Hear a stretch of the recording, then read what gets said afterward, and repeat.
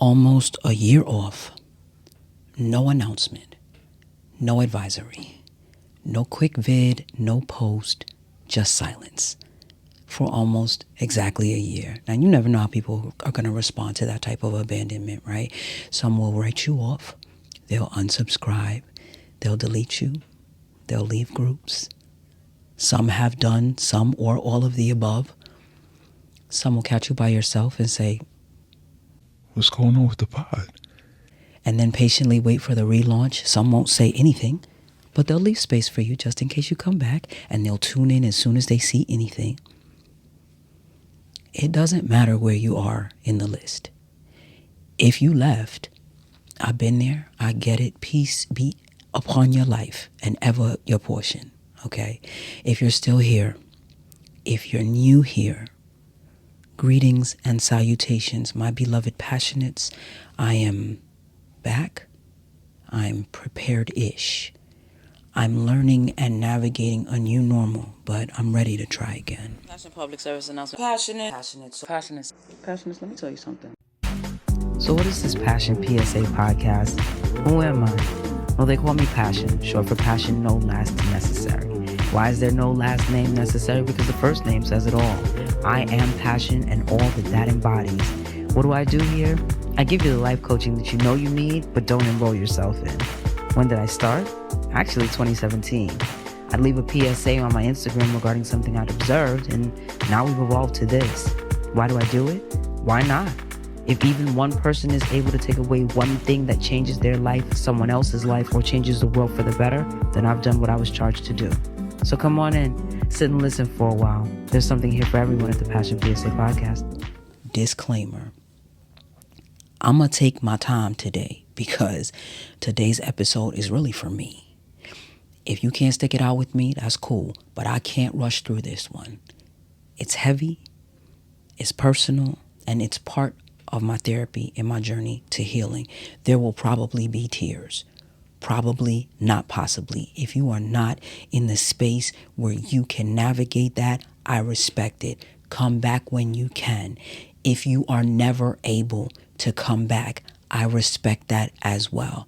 I would hope that one day you would be able to double back, but I also know what it is to be in a space where you think that it's safe to be there, and when you get there, you find out that not through anyone's malintent, but just because of where you are and your personal go through, you are not in a good space to feel all that you feel. So take your time and do what you need to do. I respect it. I still love you for it.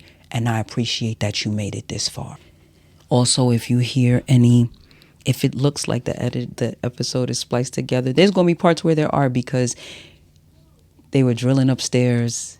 The kids are home from school. So it's a lot going on externally and internally. Bear with me. It gets greater later.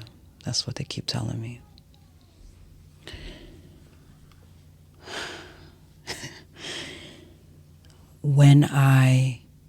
While I composed this episode, I did not write affirmations. I wasn't going to do our standard intro today. I debated whether I would do affirmations or not. In the sound check, did some affirmations, and of course, the sound wasn't picking up. I am operating in excellence. I am operating in truth. And because I'm back to headphones, of course, I hear the sounds of life all around me. So the kids are having fun next door and somebody is drilling. And if you've been here since the beginning, you know how many episodes were soundtracked by my neighbors. These are the joys of home studio recording. when you haven't gotten everything. It is well. I recognize, not just because of all of the excitement that's happening around me, but because I already knew that this episode was going to be an extreme challenge for me to do. I recognize that I really need to do these affirmations right now because I really don't know how I'm going to get through this episode. But I am well. It is well. All is well. I am talented. I am intelligent. I am genius. I am honest. I am a person of integrity. I am ready to take the necessary steps. I am available to do the work. I am safe. I am protected. I am guided. I am shielded. I am loved. I am secure. I'm not alone. I have everything and everyone that I need in this time for this time. I am willing to step out on faith. I am willing to step out on my ability. I am willing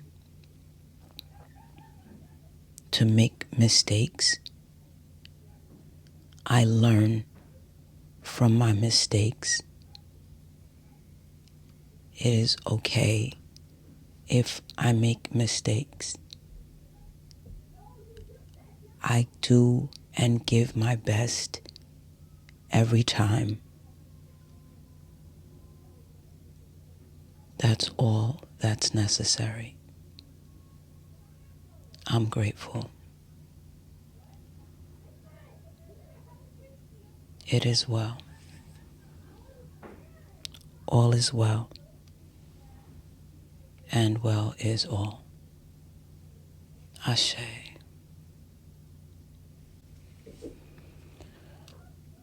Okay. I attempted to compose this episode I don't know how many times. I started, I edited, I stopped, I came back, I did new edits, I scrapped, I started again from scratch, I finished, I read it through and found new things to edit repeatedly and not necessarily in the listed order. I kept trying to figure out, where do I begin? Do I start with why there was exactly one episode all 2025? Do I start with what happened to the gala documentary? Do I start with the new normal? I didn't know even as I composed this. So my ask is simple. If today's episode doesn't seem as organized as past episodes and it seems kind of all over the place, grant me some grace. I have to tell you about all of the above, but finding the right words and how to arrange them correctly and effectively has been a challenge of epic proportion. You know how Fresh Prince said his life got turned upside down? Yeah, so did mine. And since I can't put the pieces back together because of the pieces that are missing, I'm learning how to do this with the pieces I have now. The last time that we were in this space together,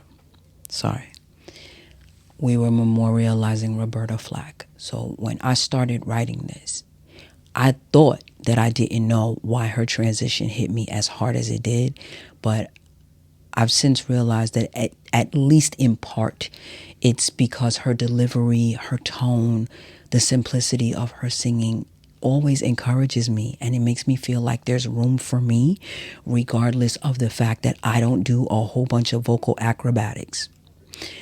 I can hear myself when I hear her. Her sound reinvigorated me to finish my music album, a project that has been in the works for like 15 years. There was a time when I would have been embarrassed to say it's taken that long, but it took 7 years from my second album to finally start podcasting on my own. So my lived experience has shown me it's never too late.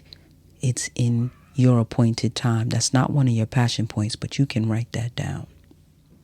I didn't think that would be the only episode I released for the season. Now, it definitely was not my intention. It wasn't my effort, for that matter, right? I was actively working on the Gala documentary, but I also wasn't trying to relive the making of a studio documentary. If you know, you know. If you don't, season 4, episode 8. But then I got hit with an audit, and that derailed everything. So between trying to get all that paperwork together and trying to get ready for trips and everything else I had going on, I realized I was overextended. So I'm like, you know what? Let me redirect my focus, thinking I'll be back in September. It's fine. The year was throwing me curveball after curveball, and I knew I wasn't going to be ready to deliver in September. So I made a decision. I'm going to wait until January before I release anything. But I'm going to start working on these episodes so that when January comes around, I can finally flow the way I've always wanted to since 2021, right? Since the last podcast. Episodes are locked. They're loaded. They're just waiting to be released. I voice noted potential episodes. I started deciding the order I wanted to release, what topics, even if all I had was the title. I listened to the voice notes. I exported the transcriptions so that I could start making the edits. I was being proactive. I was making all the decisions and executing effectively, if not quickly. I was getting results in every space that I was working in, right? Home and the pod. And I was proud of myself. When people would ask me when the podcast was coming back, I was confident to say January because I was doing everything I was supposed to for season 8 for real this time. 8, which is the number for new beginnings. Keep that in your mind.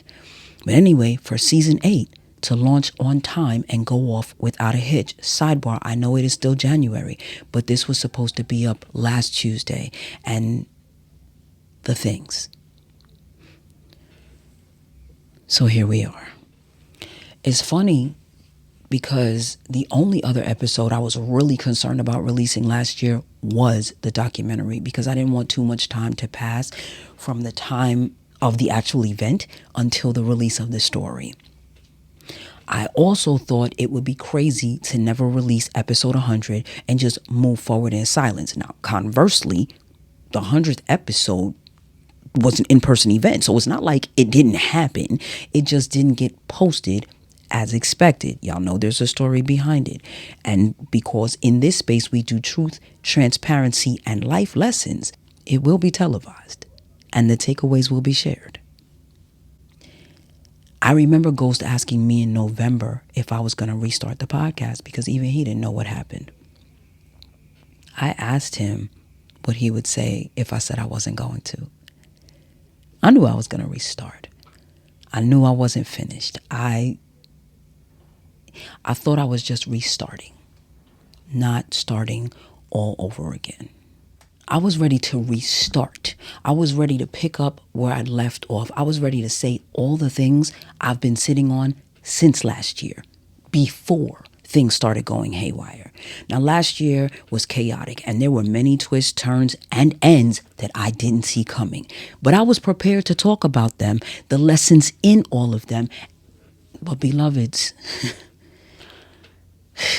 I have been struggling trying to figure out how to talk about the loss of Ghost. If you're new here, you don't know who Ghost was, but he was my silent partner and unofficial president of my fan club. On the pod, I called him Ghost, or GP for Ghost Producer, because it was all unofficial and just done out of love. For the last 5 years, we were partnered in just about everything. And I actually love my neighbors. So imagine if I hated them. This would be a nightmare. We've been friends for 20 years plus. Losing a friend is hard. Losing a friend that you have a 20 plus year friendship with is harder. Losing a friend that has been a significant part of some of your most significant accomplishments in your adult life is arresting.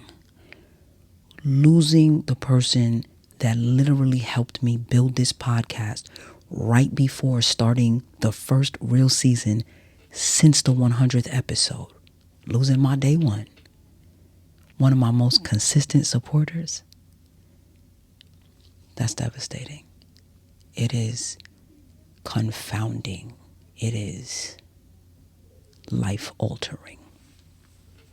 When my previous partner left the previous pod, my understanding was that he had become unable to forward because he was struggling with grief.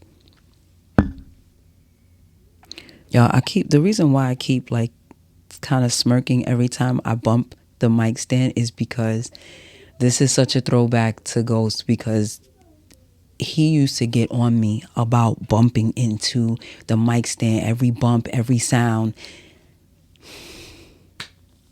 Anyway, we had 7 previously recorded episodes, but when it came time to record the one that we would need for the coming week, I texted, I called, and he just didn't respond. And I've told the story about the choice I made and why I made it. The short version is that I stood in the gap in his absence. He popped back up like 2 episodes later. He said he would be on sabbatical for 2 months. He left it in my hands. Again, I stood in the gap. He popped back in for a check-in 2 months later, and we never spoke again. He went on to other things. He went on living his life, and I got no explanation, no communication, no nothing. That's why the very first episode of this podcast was entitled Started from Abandoned, Now I'm Here. Working through that season, and I'm talking about the previous pod, right? Writing those episodes, fighting with technology and losing every time. There was frustration, there was anger, there was hurt, there was disappointment, there was embarrassment, and there was a decision to just chalk the whole experience up to training wheels for my own podcast. It was always on the books to launch my pod after we got our pod off the ground. I just thought the Passion PSA podcast would be in tandem with that pod, and that previous partner would also host his other things. I thought wrong. The work I do with y'all in this space helped me to be able to look back at that whole experience in gratitude. 2021, my partner in pod took a leave of absence from the podcast and then abandoned our friendship altogether. Perspective shift. 2021, I was partnered with someone who laid a really phenomenal foundation for our podcast and left me with a brightly lit torch to carry. They are wallin' next door. The point is that Ghost was tuned in for all of it. So now, if you remember when I said that I would get texts of something from an episode and that's how I knew I was listening. I'm busy. You know what it is. Dictionary definitions, dictionary definitions. So once again, and as always, He was an avid supporter, and behind the scenes, We talked about my trials and my tribulations and everything, the things of making that pod happen. But because he said he got so much value from it, he was not about to let me quit. He sensed it and he wasn't going to let it happen. He was shameless in admitting that his motives were largely selfish because he was getting therapy from the content. So him not standing in agreement with me quitting tracks for that reason. And also because, as I've stated time and again, he was the one who put the battery in my back to do a podcast in the first place when I didn't know what a podcast was, when I thought I would have to use an iPod to do it. Upside down emoji. That I have finally boldly, for 7 years later, 7 is completion, come on y'all. 7 years later, what up, Purple? I'm finally listening. I'm finally doing the podcast that you told me to do when I released my second album, Bruised But Not Broken. Healing Starts With a Conversation. When I created that album in 2014, my producer said to me then, you need to do a podcast. Well, it took 7 years, but I'm listening, Purple. I'm doing a podcast. I'm doing it by myself. See, man, no hands. You remember this clip from season 4, episode 9, where I talked about the misery of editing and posting the final co-hosted episode from the last pod that took 3 weeks to get up? The last episode I did with my partner, the edits would not say for anything, right? That episode was over 2 hours long, all audio. A lot of ums, uhs, you knows, pregnant pauses, dead air, and I'm editing on a phone screen. I'm not gonna go through all the specifics and the details because this isn't a tutorial, right? But you know when you're watching a video and it's just this waveform? Okay. Imagine that on a phone screen. Then having to stretch out the waveform, select sections, delete the ambient noises that have your episode sounding like ASMR, save it, go to the next section. Okay, imagine doing half of the 2-hour episode and then none of your edits saving. So instead of you being able to go forward, you gotta start back over from the beginning. Okay. What I didn't share then was that Ghost had been asking a lot of, in an ideal situation, what would you have or want? Questions while I was fighting with that episode. So when I returned from my shenanigery, because I was out of town, there was a package waiting for me which would elevate my podcast game tenfold.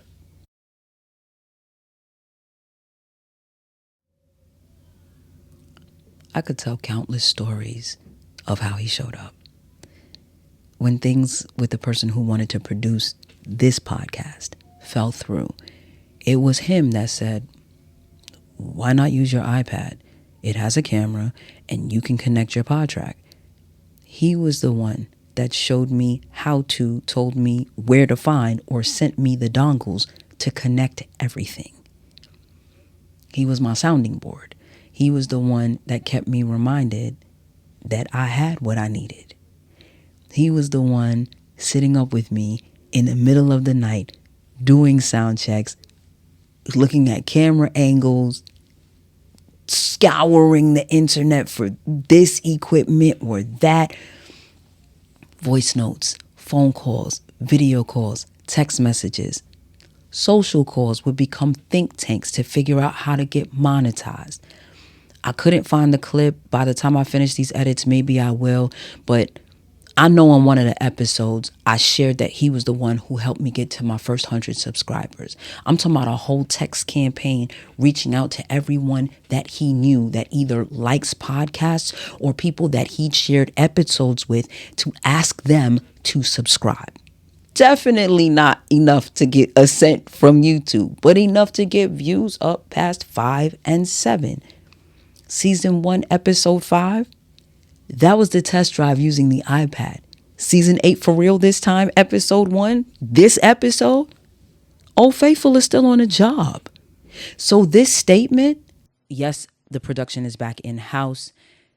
It worked out that way because there were budgetary challenges. Let's put it like that.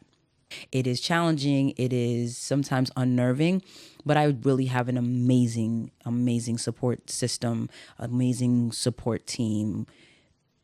They are invisible to you, but they are omnipresent for me, and I am grateful. I am grateful. I am grateful. Was a whisper to what deserved a billboard of thanks. Whether via phone call, video call, text message, or even Zoom, he helped me troubleshoot 1,001 issues. And someone would say, well, I mean, if he was doing all that, why didn't you just ask him to be your producer? I did. I was asking from 2020 if he would be our audio engineer. He kind of curved that. When it came to this pod, he believed in me so radically, he was determined to ensure that I was the one woman who could, in fact, do it all.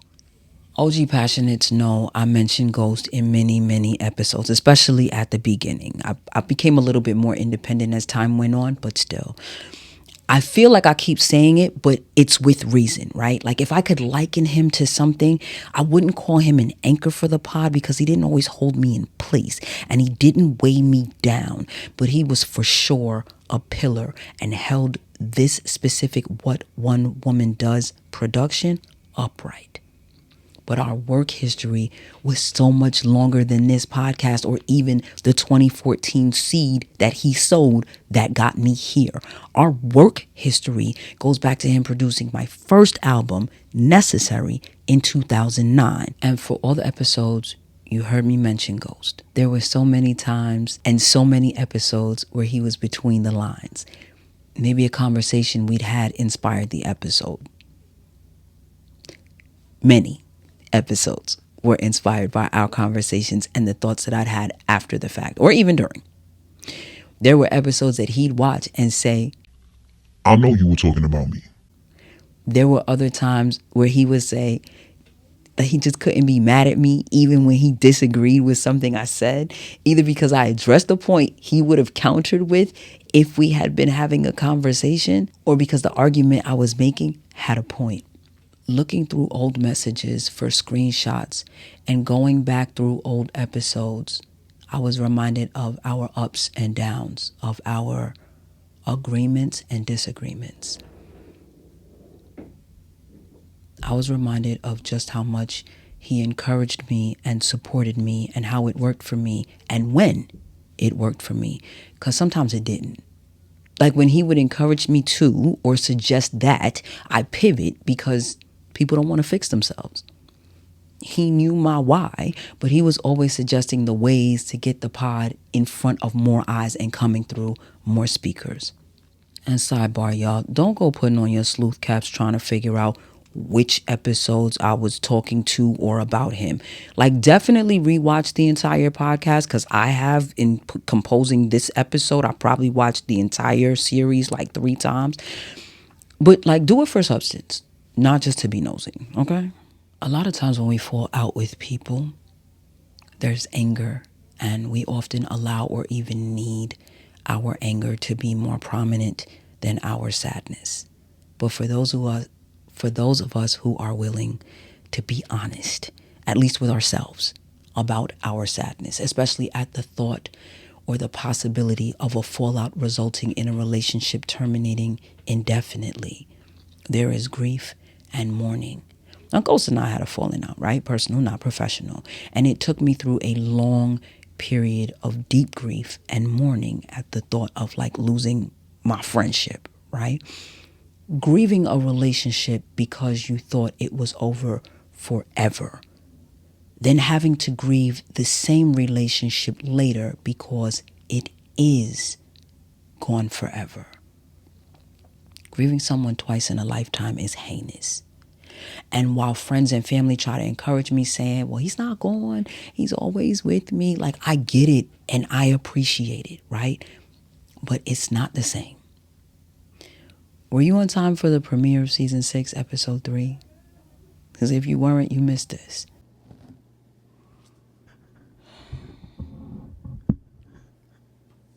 And we're rolling, rolling, rolling on the river. Rolling on the river. Rolling on the river. Now, I have no idea how the unedited version of the episode was uploaded, but it was. And when the premiere countdown ended, that's what started instead of the fully edited episode. I was horrified. And I told the story in episode 4. It took a little over an hour to get it resolved. I couldn't make it stop. I couldn't get the correct episode uploaded fast enough. And while I was panicking and simultaneously working to get it rectified, I was texting and voice noting Ghost, and he was telling me from the audience perspective if it had gotten resolved.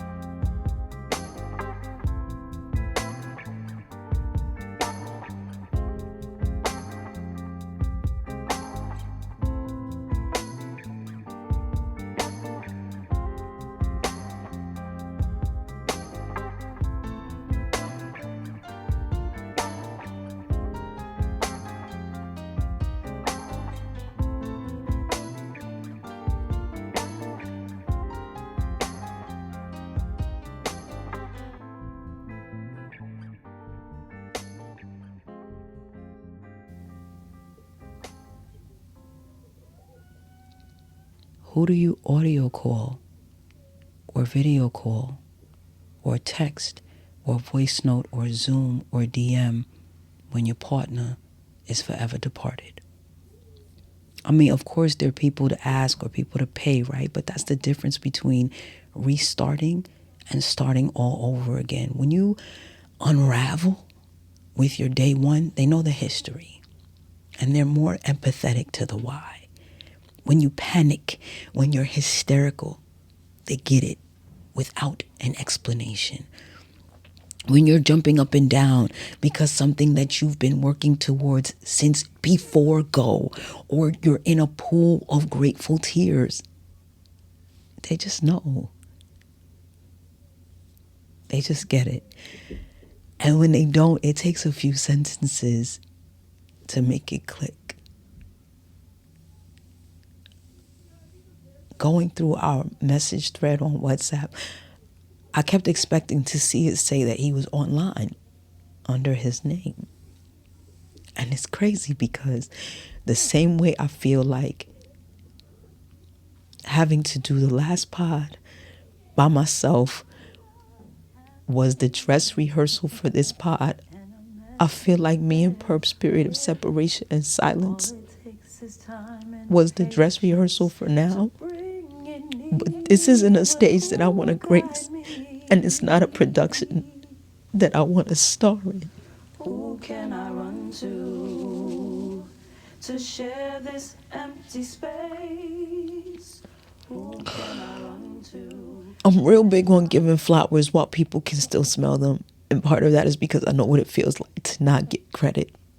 So I make sure that I give credit where it's due and often.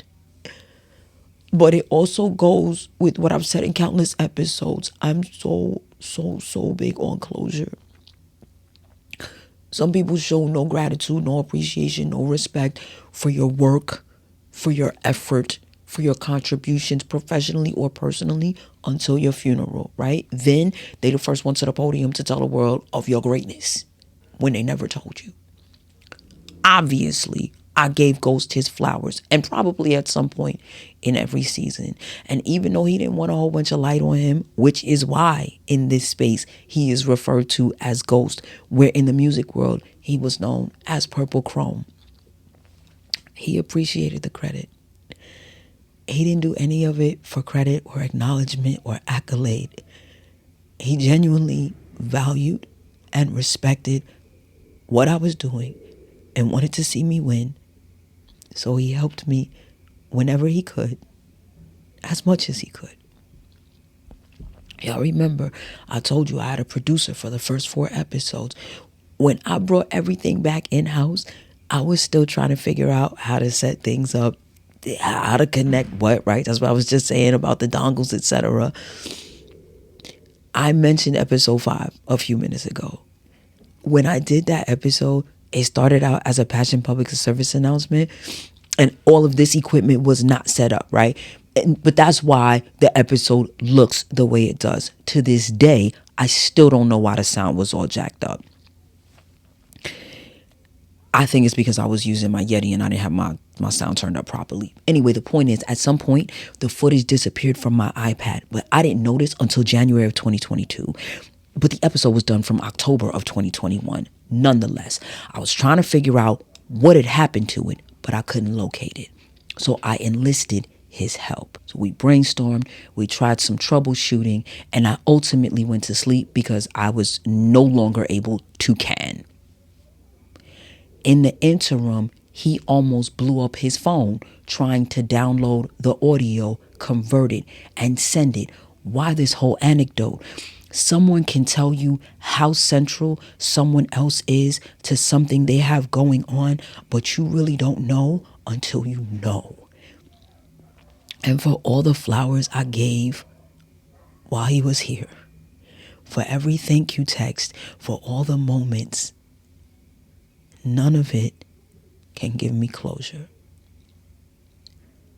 At the beginning of this episode, I said I thought about how to start and if I should lead with what happened to the gala documentary. He didn't come to the gala. And when he asked me about it, I told him he would get the full story in the documentary. The documentary didn't get finished, but he's not here now. And that's one of a few incomplete conversations.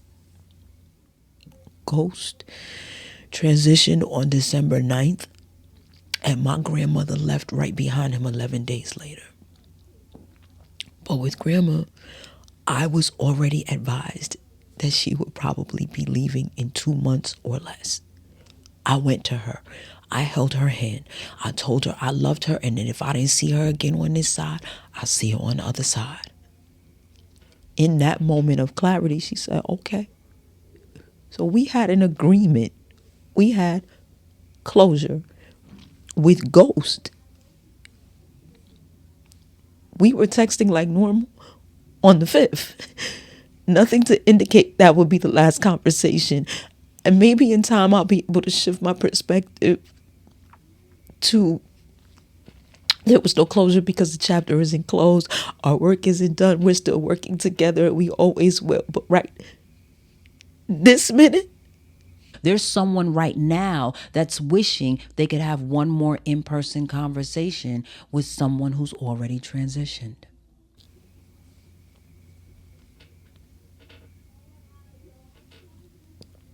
When you lose people back to back, it's like first getting hit with a car and then getting run over by it.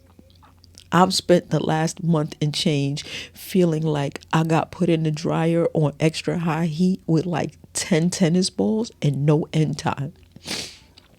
It's uncomfortable. You're just getting tossed around and getting hit in different places at random and sometimes in tandem. I know that sounds awful. Sorry. You never know when the grief is going to hit, and you never know how intense it's going to be. The more inconvenient it is to break down in a space, it seems to be the worse to break down. And when people ask if you're okay or what's wrong, and you say, my friend died, you get sympathy. And when you say, my grandma died, you get empathy. Now, passionates. Ain't no way you thought I was going to attribute to my ghost producer and not include the beat drop.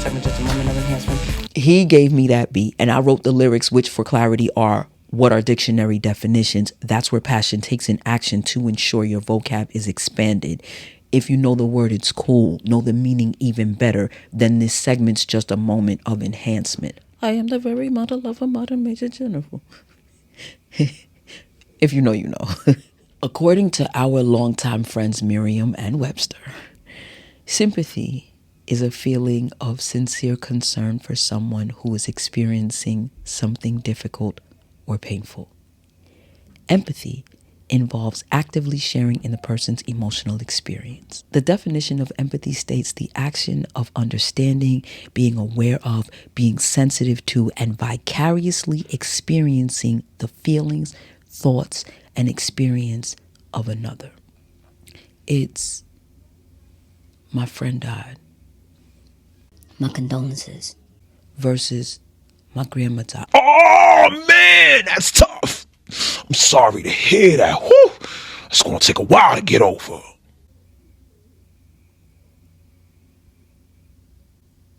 When you know that someone is waiting to be set free from their prison and they are ultimately set free, while you're sad they're gone, you're grateful that they're no longer suffering.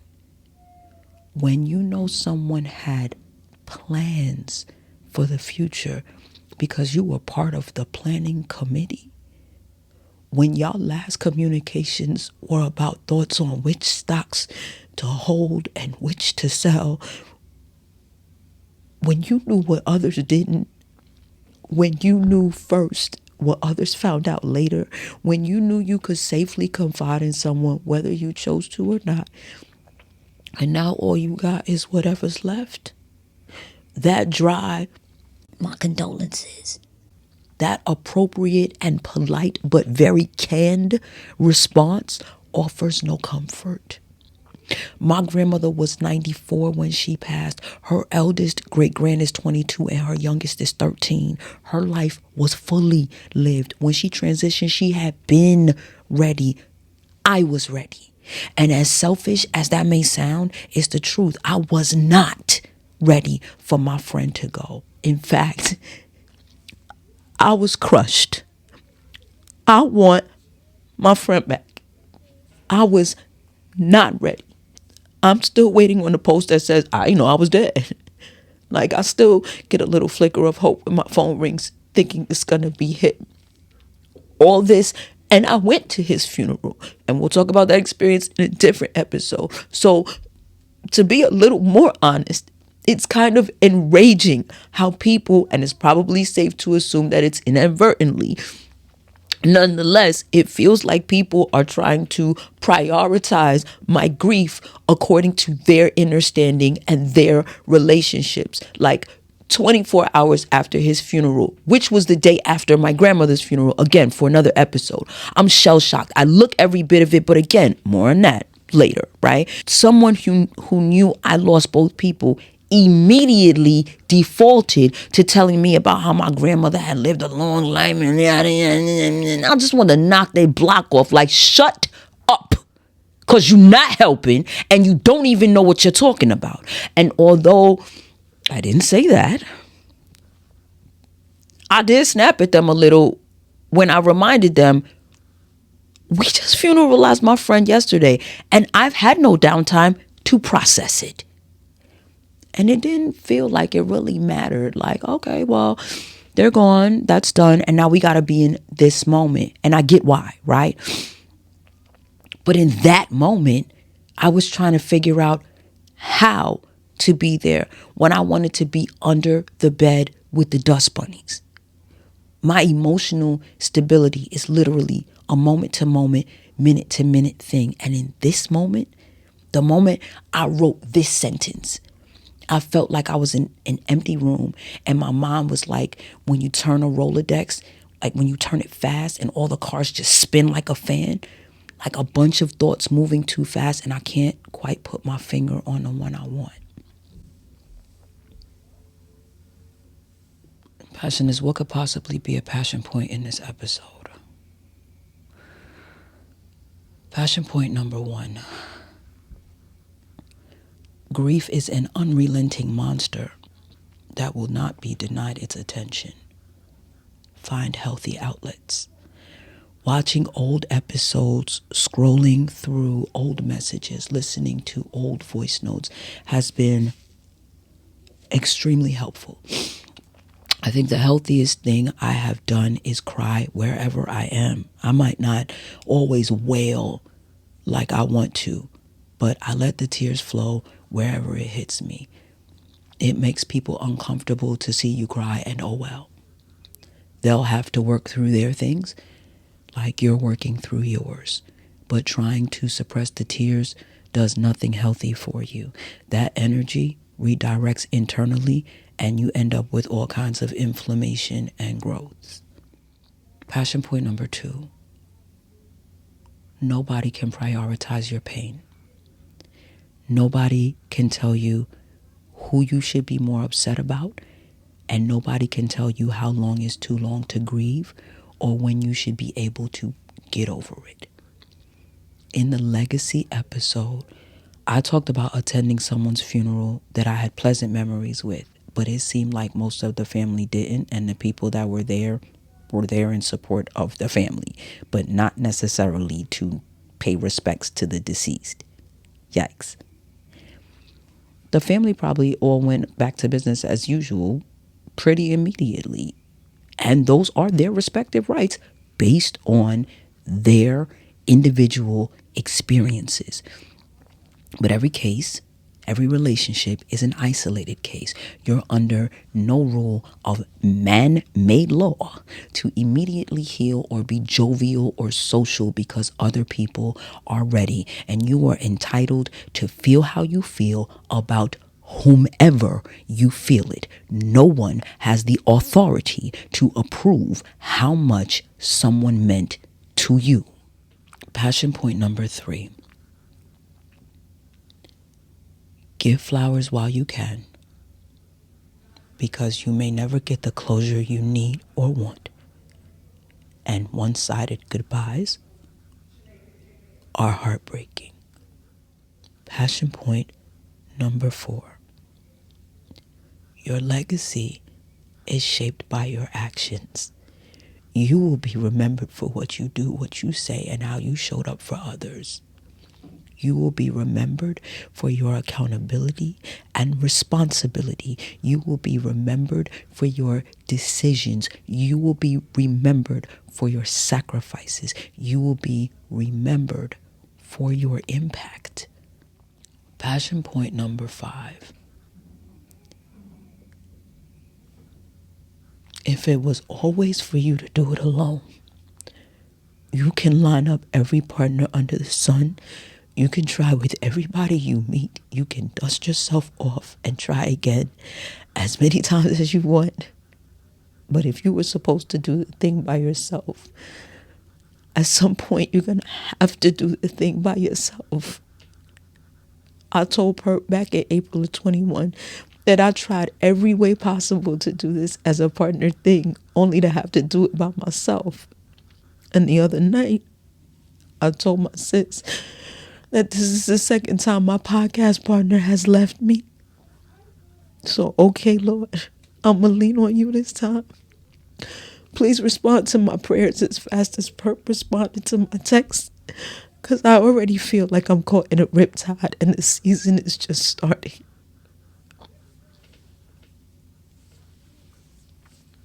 Passion point number 6. And this one, you wouldn't necessarily have drawn from the episode, but I drew this from his life. So this is more of a bonus passion point. Success is what you believe it to be. Success is not celebrity. A celebrity is not genuine celebration. Perp went to school for audio engineering. He got his degree. He made a deal with his mother to give him a year and let him try his hand at building his own studio. And she agreed. Success. He succeeded. I should have got a bigger tissue. This one is gross now. He built Purple Chrome Records and produced probably thousands of beats. And I don't know how many artists he produced for. I know that same album I always tell you about, Bruised But Not Broken, had his client roster mad at me. Okay, I had a deadline and I couldn't miss it. I needed it done by March 14th. We literally locked in the dungeon for 3 days straight, working around the clock. Him passing out on one couch and I'm passed out on the other one, waking up and going straight back to working on it. And that was after the recording sessions, plural, which were also hours and hours. We succeeded. When he and I talked about podcast merch and wild merch, he told me about all the Purple Chrome merch he had made. I didn't know any of this. He told me about places he'd gone, people he'd negotiated with. I used to be so annoyed because anytime I would try to get him to come out, he was always saying no because he was in the dungeon working. I didn't know he was doing all that. And I don't know who else knew or how they knew or why they knew. He knew. He knew what goals he'd set for himself. And all that mattered was that he completed his goals. Not who knew, not who co-signed, not which random stranger in the street could say, I know you. He was a success because his idea of success was not predicated on validation. He was a success because he respected and honored his talent. He was a success because he knew his worth. He was a success because he said so.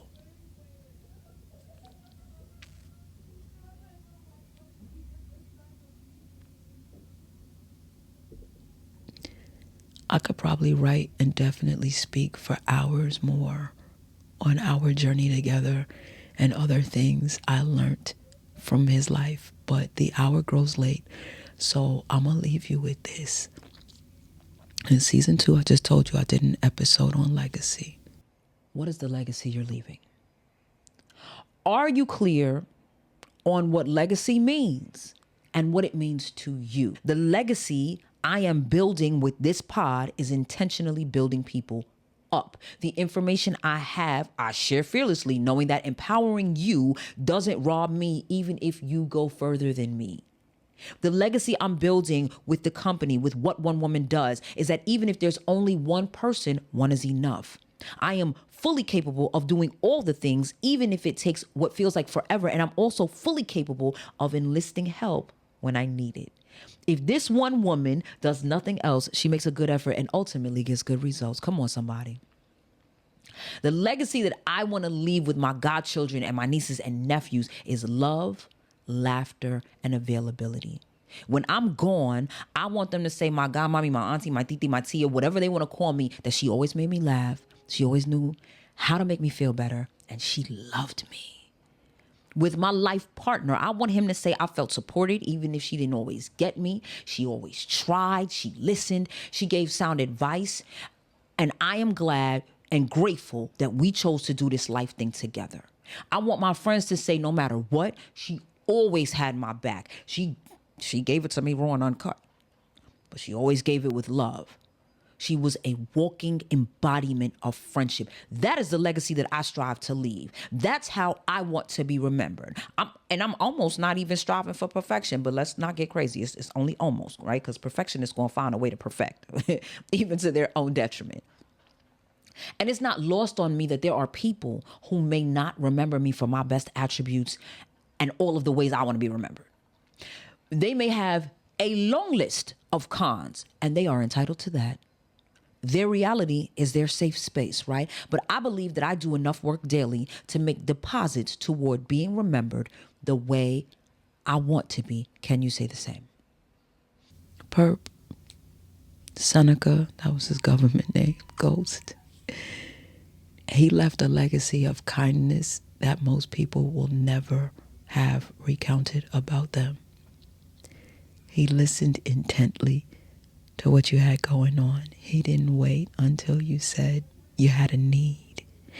He would talk to you on the phone about a project you were working on, and an Amazon package would show up on your doorstep. He would listen and referee squabbles and disagreements. He would fall asleep on the phone trying to hang in there with you. He would swear he wasn't sleeping until I'd be like, bruh, your breathing pattern changed. Go to sleep. I listened to people's memories of him at his funeral. I see the posts in his memorial group. We all had the same experience. He gave from his heart, willingly, thoughtfully, unapologetically, lovingly. Personally, he is my laughing buddy. And baby, we laughed. And we argued. And we traded secrets. And we held them dear. We troubleshot each other's problems. He's my drinking partner. He's always finding something new and interesting to try. He got me started investing.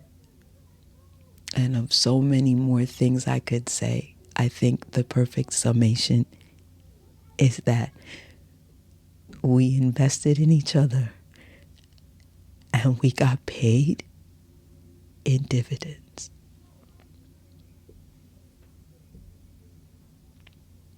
When we fell out, I felt abandoned. But this time, I don't feel abandoned and I don't feel alone. I feel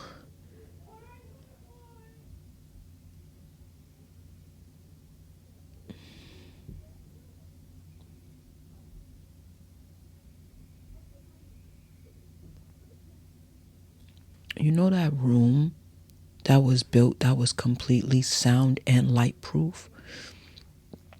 They were doing some kind of social experiment and people were supposed to go in for like an hour by themselves and most of them didn't make it 5 minutes. They started like unraveling and panicking. You know I'm a nerd, so you know I looked it up, right? It's called an anechoic chamber. I don't feel like I'm in darkness, but sometimes I feel like I'm in this void that I don't know how to explain. Like, no sound, no nothing. Like, I'm just standing there. Like Neo in the Matrix in that white room before Morpheus came in.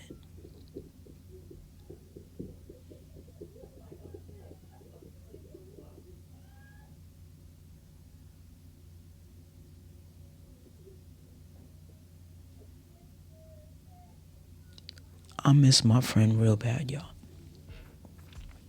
But the show must go on, so here we go. No housekeeping today. Go forth, be great, be filled with bliss, be armed and empowered with knowledge. Welcome back. Thanks for coming. Thanks for staying. Increase your checkups and check-ins because a few days can make the difference between TTYL and RIP. I love you, Perp. Thanks for everything. In all things, be passionate. See you later.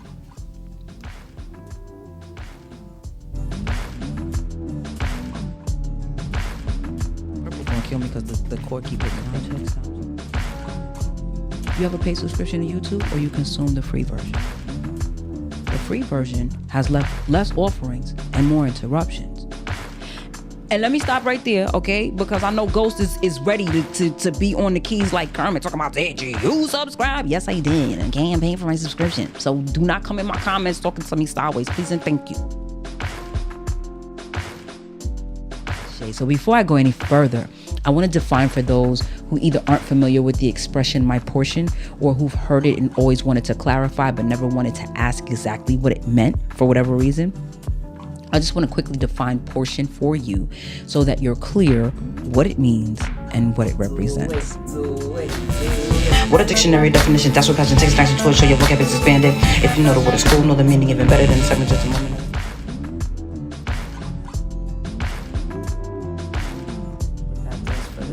Shout out to Ghost, because when I first got started, he was the one that got me started. He was the one that got me the keys. It was like, okay, well, you don't need much. You have pretty much all you need. So, GP, we did it, yo. You and your 10 million suggestions for my 2 hands, you be having me ready to fight you, but I literally could not have done any of this without you. If y'all only knew.